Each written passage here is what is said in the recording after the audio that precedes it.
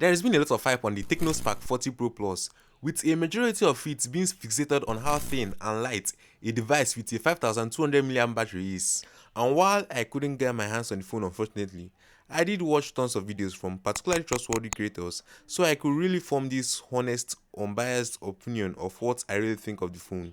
For $170 or 273,000 naira you're going to be spending to get the phone, you'll be getting a device with a 6.78 inch, 144Hz AMOLED screen that has brightness up to 1600 nits and a resolution of 1224 pixels horizontally and 2720 pixels vertically. You would also be getting the iOS 15 operating system, built on the latest version of Android 15 with a MediaTek Helio G200 processor powering it up. And for the memory, you get to choose whether you want the 8GB of RAM with the 12GB of storage or spend a bit more to get the same gigs of RAM with an additional 256GB of storage. But these are all numbers just basically slapped onto a spec sheet. So let's get to how the phone actually performs in real life. Let's start with the major feature that actually made the phone stand out, which is how thin the device really is. It measures 6.49mm thick, which means it can easily be hidden behind a stack of 9 business cards or a standard pencil.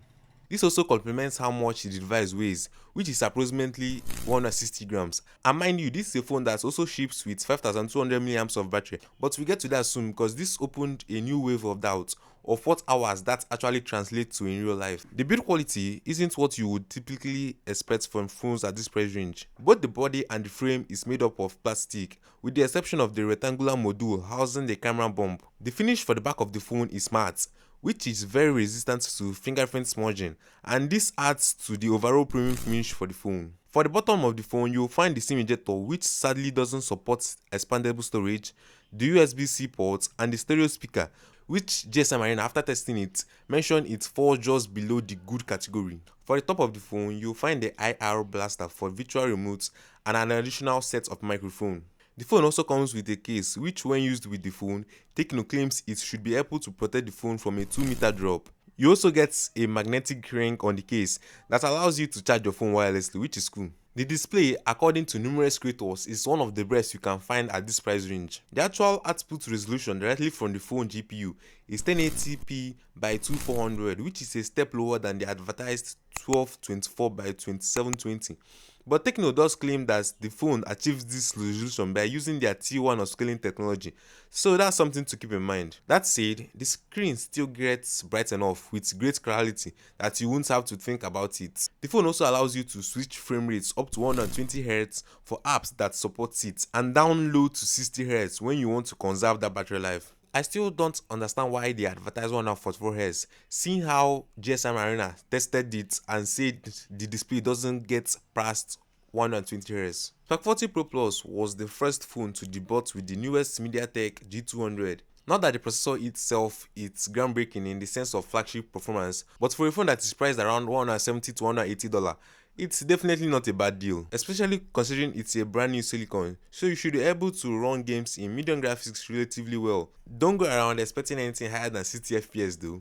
Now let's quickly run through the AI and other features on the phone. Right off the box, you'll be getting the popular circle to search feature, Tecno's own Ella assistant, which is based on DeepSeek R1 model, real-time translations, converting sketch to pictures in Notes, wallpaper generation, and picture editing. They also have something they call Free Link, which will allow you to make calls and still send text messages using Bluetooth when you are somewhere with no network coverage. But something to note is that the two devices need to be in a span of 500 meters to work correctly. The cameras can be either a hit or a miss depending on the angle you are looking at it at. For the $170 to $180 you're going to be spending on the phone, it's hard to find something better unless you are looking at used marketplaces. The colors, according to some creators, are a bit off, and shooting in low light conditions can be a really bad idea. If you're going to be recording videos, you only get as high as 1440p quality and get video stabilization when recording in 1080p, not higher.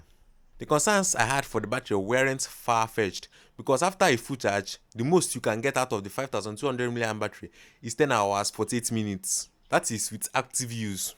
In comparison, Nothing CMF Phone 2 can last 14 hours 38 minutes with only 5000 mAh of battery, so that's another thing to keep in mind. So who is the phone for? Well, if you're in a search for a phone with a budget of $200 or less and you don't want to let go of some nice feature sets, then this phone is definitely worth considering. Thanks for watching, and I'll see you in the next one.